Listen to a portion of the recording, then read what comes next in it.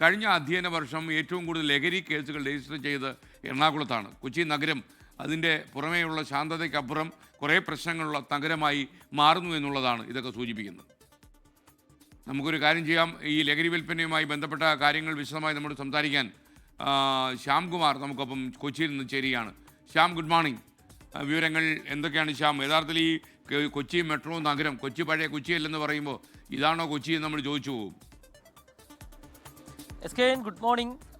കൊച്ചു പഴയ കൊച്ചിയല്ല എന്ന് പറയുമ്പോഴും അവിടെ വരുന്ന മാറ്റങ്ങൾ ഞെട്ടിക്കുന്നതാണ്. പ്രത്യേകിച്ച് സ്കൂൾ കുട്ടികളെയും യുവാക്കളെയും ഒക്കെ ലഹരി മാഫിയ ലക്ഷ്യം വെക്കുന്നു എന്ന് പറയുകയല്ല, അതിൻ്റെ കണക്കുകൾ തന്നെയാണ് അതിൻ്റെ തെളിവുകളായി വരുന്നത്.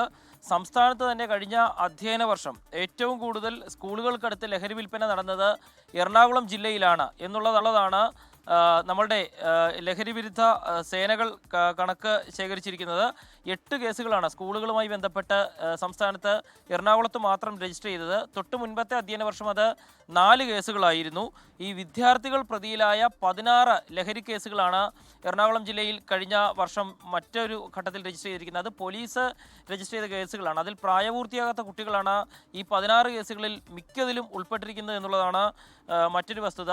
ഇതിൽ പ്രധാനമായും സ്കൂൾ കുട്ടികൾക്കിടയിൽ ഈ കഞ്ചാവ് മിഠായി പോലുള്ള സുലഭമായി ലഭിക്കുന്നു, അത്തരം കേസുകൾ കൂടുന്നു എന്നുള്ളതാണ് എക്സൈസിൻ്റെയും കണ്ടെത്തൽ. ഏതായാലും ഈ അധ്യയന വർഷം മുതൽ വലിയ തോതിൽ ഈ സ്കൂളുകൾ കേന്ദ്രീകരിച്ച് നിരീക്ഷണവും ഇത്തരം ലഹരി വസ്തുക്കൾ കിട്ടാതിരിക്കാനുള്ള മുൻകരുതലുകളും എടുക്കാനുള്ള ഒരു തയ്യാറെടുപ്പിൽ കൂടെയാണ് പോലീസും എക്സൈസും ഉൾപ്പെടെയുള്ള സേനകൾ.